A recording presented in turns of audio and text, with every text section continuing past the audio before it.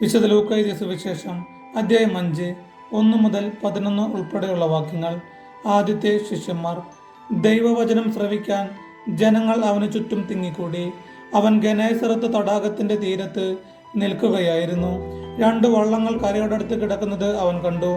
മീൻപിടുത്തക്കാർ അവയിൽ നിന്നിറങ്ങി വല കഴുകുകയായിരുന്നു. ശിമയോന്റേതായിരുന്നു വള്ളങ്ങളിൽ ഒന്ന്. യേശു അതിൽ കയറി. കരയിൽ നിന്ന് അല്പം അകലേക്ക് വള്ളം നീക്കാൻ അവനോട് യേശു ആവശ്യപ്പെട്ടു. അതിൽ ഇരുന്ന് അവൻ ജനങ്ങളെ പഠിപ്പിച്ചു. സംസാരിച്ചു തീർന്നപ്പോൾ അവൻ ശിമയോനോട് പറഞ്ഞു, ആഴത്തിലേക്കു നീക്കി മീൻ പിടിക്കാൻ വലയിറക്കുക. ശിമയോൻ പറഞ്ഞു, ഗുരു, രാത്രി മുഴുവൻ അധ്വാനിച്ചിട്ടും ഞങ്ങൾക്കൊന്നും കിട്ടിയില്ല. എങ്കിലും നീ പറഞ്ഞതനുസരിച്ച് ഞാൻ വലയിറക്കാം. വല ഇറക്കിയപ്പോൾ വളരെയേറെ മത്സ്യങ്ങൾ അവർക്ക് കിട്ടി. അവരുടെ വല കീറി തുടങ്ങി.